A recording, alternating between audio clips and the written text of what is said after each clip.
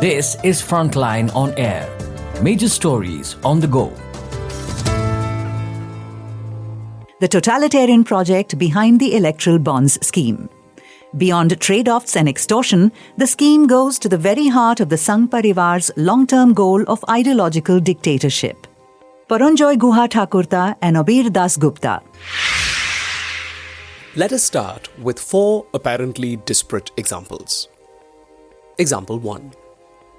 Ajay Mishra Teni, Union Minister of State for Home Affairs, is the BJP member of the Lok Sabha from the Kheri constituency in Uttar Pradesh. In October 2021, his son, Ashish Mishra Monu, allegedly drove into a crowd of protesting farmers in Lakhimpur Kheri, killing 4 farmers and a journalist. The junior Mishra is under trial for murder. The government, led by Prime Minister Narendra Modi, resisted immense pressure to dismiss Teni from the cabinet at the time, and he has now been nominated by the BJP to contest the seat in the 2024 general election. Teni Maharaj is an archetype in Indian politics. The local strongman whose family rules a virtual fiefdom and who has made himself indispensable to the ruling party and the local administration. Teni apparently has no corporate backer or entities who purchased electoral bonds before they were banned by the Supreme Court of India. Example 2. Aurobindo Pharma is a leading manufacturer of pharmaceutical products with an annual turnover of around 24,000 crore rupees. 90% of its revenue comes from exports to around 150 countries. Between April 2021 and November 2023, along with 2 of its subsidiaries with which it shares common directors, purchased electoral bonds worth 77 crore rupees, 77% of which were given to the BJP, 19% to the Hindu Rashtra Samiti, BRS, and the rest to the Telugu Desam Party, TDP. Aurobindo Pharma, based in Telangana, also has a business selling liquor. On November 10, 2022, the company's non-executive director, P. Sharat Chandra Reddy, is arrested in the Delhi liquor policy case. 5 days later, his company purchases electoral bonds worth 5 crore rupees for the BJP. In June 2023, a court in Delhi allows him to turn approver and extends a pardon to him. In November 2023, it donates, along with its subsidiaries, a further 50 crore rupees worth of electoral bonds to the BJP. The Aam Aadmi Party, AAP, led by Delhi Chief Minister Arvind Kejriwal, who is the first incumbent Chief Minister to have been arrested by the Directorate of Enforcement, ED, on the charge of money laundering, has alleged that Sharat Reddy's pardon is a clear case of quid pro quo by the right-wing Hindu nationalist ruling regime. Example 3. Of the total amount of more than 12,154.51 crore rupees worth of electoral bonds that were purchased since April 12, 2019 by buyers whose names have now been made public, the single largest buyer was Future Gaming and Hotel Services that purchased bonds worth 1,368 crore rupees between April 2019 and February 2024. The firm is controlled by Coimbatore-based Santiago Martin, who is often described as India's lottery king and who has, for several years, been under the scanner of the Central Bureau of Investigation and the ED. Martin's company hedged its donations across the political spectrum. 542 crore rupees to the Trinamool Congress, TMC, 503 crore rupees to the Dravida Munnetra Kazhagam, DMK, 50 crore rupees to the Congress, 154 crore rupees to the Yuvajana Shramika Raitu Congress, 100 crore rupees to the BJP, and 11 crore rupees and 5 crore rupees respectively to the Sikkim Krantikari Morcha and the Sikkim Democratic Front. The firm has a flourishing paper lottery business in Sikkim. Part of this information became known even before the State Bank of India, SBI, disclosed the hidden alphanumeric code, unique serial numbers on electoral bonds visible only under ultraviolet rays, that enabled the buyers of bonds to be matched with the political parties that received or redeemed the bonds in designated bank accounts with the SBI. How come? The DMK itself disclosed to the Election Commission, EC, the names of donors of electoral bonds that were handed over in a sealed cover to the Supreme Court during the proceedings in court and subsequently made public after the verdict of the Apex Court on February 15th. Besides the DMK, other parties, the All India Anna Dravida Munnetra Kazhagam, the Nationalist Congress Party, the Aam Aadmi Party, the Samajwadi Party, the Janata Dal Secular, and the Janata Dal United also disclosed the donors. Notably, the four largest recipients of electoral bonds, the BJP, the Congress, the TMC, and the BRS, did not disclose the names of donors. Example 4. The Pune-based Serum Institute of India Private Limited, controlled by the Poonawalla family, is one of the world's and India's largest manufacturers of Covishield, the vaccine for COVID-19. Instead of purchasing electoral bonds, the company used the tax-free electoral trust route to contribute to the BJP. In 3 installments, in August 2022, after the second wave of the pandemic had peaked, it contributed 50.25 crore rupees to the Prudent Electoral Trust, earlier known as the Satya Electoral Trust, which was promptly sent to the BJP. A report by Reuters calculated that since 2013, the rupee equivalent of $272 million or 2,176 crore rupees, assuming an exchange rate of 80 rupees to $1 American dollar, has come into different electoral trusts in the country, of which almost 3/4 went to the BJP. The Prudent Electoral Trust, quietly run by 2 chartered accountants in Delhi, includes among its donors some of the biggest names from India's corporate sector. The Bharti Airtel Group, headed by Sunil Bharti Mittal, the SR Group of the Ruyas, the DLF, once Delhi Land and Finance Group, led by Kushalpal Singh, a large real estate conglomerate, the DCM, once Delhi Cloth Mills Shriram Group, the UPL, United Phosphorus Limited Group, a significant manufacturer of chemical pesticides, an entity in the Kolkata-based RP Sanjeev Goenka Group, and the Cadila Group producing pharmaceuticals. Political funding in India has many dimensions and facets, of which electoral bonds represent one.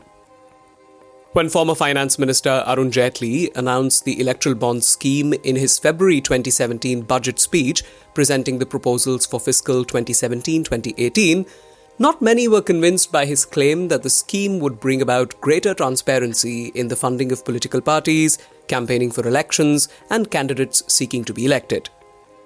The rules of the scheme took 11 months to make and were opposed by sections of bureaucrats within Jaitley's own ministry and by the Reserve Bank of India, RBI.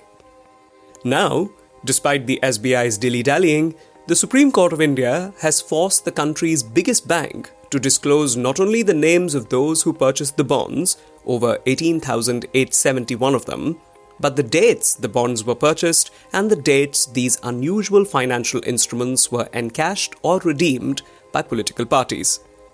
That is how we know what we know today, even though bonds comprise only a fraction of the total political funding in the country, both legal and illegal. A famous coinage terms India semi-capitalist and semi-feudal. Even the subservient EC speaks of the need to combat the abuse of money power and muscle power in elections. These phrases go some way towards capturing the dynamics of a political economy where, on the one hand, companies win tenders by paying, effectively, bribes to ruling parties through electoral bonds, and on the other, in a region, a political party and even the state itself can be subsumed into being elements of a feudal lord's totalitarian rule. Then there is the ideological project of the Sangh Parivar, or the family of organizations owing allegiance to the Rashtriya Swayamsevak Sangh, RSS, of which the BJP is the political arm. It aims to build a transformed Indian society in which an authoritarian and totalitarian state oversees a unified, permanently mobilized, paranoid, militarized force of Hindus constantly on the lookout for threats from civilizational enemies. This is what it terms the Hindu Rashtra, and achieving it requires changes both to laws and to social life. the project of building a Hindu Rashtra certainly needs money and the support of all the strong men scattered across the country. That is to say, it needs the support both of the semi-capitalist and the semi-feudal parts of society, both the money power and the muscle power. However, securing that money and support is not a goal in itself, nor is achieving power and securing it. These are all means to the end. We start here to remind ourselves and our readers that we should not lose sight of the forest for the trees in our reading of the electoral bonds scandal and its place in India's politics today. Electoral bonds and political funding in general are not just a means of simple corruption or crony capitalism or policy capture or other similar perversions of democracy that can be corrected by the rule of law. Violating the rule of law. One model of thinking about capital and the state is to seek to follow the money. The state must be acting out the interests of those who exert control over it by funding it. If they withdraw their funding, the regime will fall, the logic goes, and so the regime must act out their wishes. This is the assumption that undergirds the quid pro quo part of the narrative around electoral bonds. So many companies have been found to have donated electoral bonds just before or after winning lucrative contracts. From the company's point of view, it can be termed the cost of doing business, another line item in the balance sheet alongside taxes, duties, and other compliance costs. Then there is the monopoly of violence model of thinking about the state, which is operative in the extortion part of the narrative. The regime can harass you out of existence through its pliant police force, investigative agencies, and grindingly slow and often pliant judiciary. So, companies are forced to pay up under threat of raids. This too is another cost of doing business, where the regime is running a protection racket. It is worth mentioning that this protection racket is often a part of a wholly criminal enterprise, where illegalities committed by businesses such as mining or real estate development, like expropriating people's land or laundering illegally obtained profits, are protected by the regime from legitimate law enforcement action. Both these issues can, in theory, be addressed by the rule of law. Law enforcement agencies can investigate allegations of quid pro quos, prosecute wrongdoers. Courts can issue punishments and quash illegitimately awarded contracts and force the state to conduct fair tenders. Similarly, where there have been alleged donations in exchange for protection from enforcement action, wrongdoers can be investigated, prosecuted, and punished, and the enforcement actions in question re-examined for legitimacy and, if legitimate, pursued to their legal end. Another dynamic at play in the electoral bond saga is plain tax avoidance.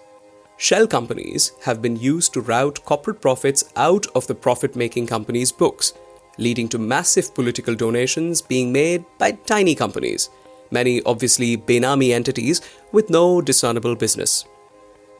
This too is an issue that the rule of law in India is equipped to deal with, provided the political will exists to do so. There is no doubt that these issues do in fact need to be investigated. That would be the natural course in a functioning system of law enforcement, and there is also a political reason for it. While opposition parties have been aiming jibes and accusations at the BJP, no complaints have been lodged yet, no investigations initiated, even in the 8 states where parties of the opposition alliance are in power. A part of the reason these parties were dethroned in 2014 was the widespread perception that they are corrupt, unwilling to enforce the rule of law, and seeking to benefit by abusing their power. On full transparency in political finance.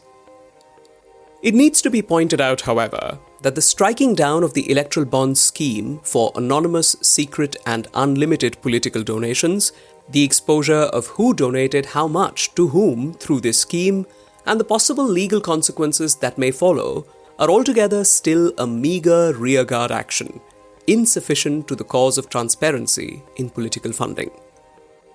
Where transparency in political funding is concerned, first, political funding is not just through electoral bonds. The BJP got only about half its funds through the bonds since they were introduced, the Congress about 60%. Many parties did not get any funds through electoral bonds but have raised money through other forms of donations. The pre-existing channels of political funding still exist and will now return to the fore with the bond scheme struck down. Following the Supreme Court's verdict, companies must once again be profit-making to donate to political parties, can only donate up to 7.5% of their average profits over 3 years, and must disclose how much they donated to which parties in their balance sheets. However, we can anticipate that this will lead to a return of larger-scale, untraceable donations in cash and through benamdars. There is no transparent scheme of electoral funding on the horizon, and international experience demonstrates that full transparency remains elusive even in the best systems, as capital continues to find ways to mask its political influence and backing of parties. That is notwithstanding the fact that the black economy in India is all-pervasive and a massive donor to politics, as a part of the extortion racket model of political finance.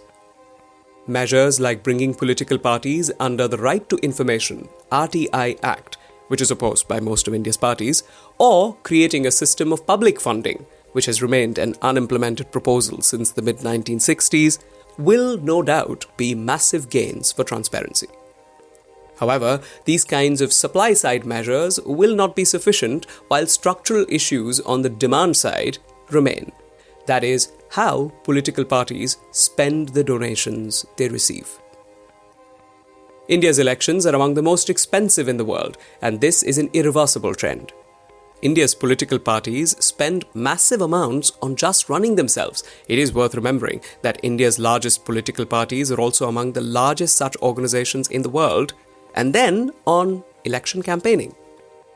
But an under-discussed aspect of their spending is in the form of handouts in cash and kind to voters during elections. These handouts are a feature of Indian elections that commentators of all stripes abhor, but they are not going away. Massive inequality and continuing widespread poverty mean that handouts during elections are meaningful devices to get votes and mobilize voters, which no amount of criminalizing will legislate out of existence. Transparency in political finance requires transparency on both sides, fundraising and expenditure. These structural features are barriers to transparency at both ends. Transparency as a lens and a goal, however laudable, is not a political principle in itself. It cannot be disconnected from the ideological. This is where it is necessary to return to the larger political project within which the electoral bond scheme was implemented. Another step towards totalitarian authoritarianism. Several activists, such as Commodore Lokesh Batra, retired, used the RTI Act to bring out facts and records about electoral bonds. The response to an RTI application by Venkatesh Nayak of Commonwealth Human Rights Initiative shows that no donor sought a secret instrument by which to donate to political parties. That is to say, it was an innovation brought in by the ruling party of its own accord. The government put it in place over the objections of the EC and the RBI too, as the records show. This then compels the question of why the BJP thought the scheme was necessary. It is worth remembering that when the government brought in the electoral bond scheme, the BJP was already far outstripping the other parties in donations. So what was the need for the scheme? The answer to this question lies in the form of society and polity that the Sangh Parivar's wider project seeks to create. That society features a totalitarian and authoritarian state with a permanently mobilized parastate, primed to the overriding priorities of its ideological project. This system oversees every individual's life in as granular detail as it is able to, and it relies on people to act as its enforcers, whether out of belief or fear. Virtually no personal choice remains in that society. Every person's life and mission is to serve the national project. That state brooks no form of independent motivation in any institution or individual in the public sphere, including anyone who might donate funds that does not adhere to its political project and priorities. It is inconceivable for any committed individual, association, or company to not contribute to the national project, whether monetarily or otherwise. It is everyone's civic and national duty. The features of the electoral bond scheme, no limits on donations and no disclosure requirements, were shaped by the trajectory the BJP is walking on. From the current democratic republic to the under-construction totalitarian state system, in which there is no need for the public to know who donated how much and to whom. Neither is there a need to limit donations to the profitability of the companies donating. This is because both these conditions would stem from a concern of undue influence exerted by a donor over a ruling party's policies. In the totalitarian state, this question does not arise because the regime's political priority and its policies are ideologically predetermined. The possibility of corporate donors distorting or capturing its policy priorities is no longer coherent. Neither is the notion of public oversight over corporate funding of the regime to ensure accountability. It is this vision that the electoral bond scheme served. The BJP is faced with the challenge of transforming the cacophonous, inconsistent and vastly diverse Indian political system, public sphere and civil society into one that is coerced into complete surrender to its totalitarian vision. One easily executed part of this transformation was to change the system of political funding to serve its project rather than any democratic end. If such a change in India's institutions and public sphere seems implausible, it should be emphasized that it is already underway, and far smaller political forces around the world than the Sangh Parivar have been able to coerce their country's populations into living in comparable systems in recent times, with some such existing to this day. Any analysis of policy changes made by the BJP while in power needs to take this fundamental orientation of its political project into account.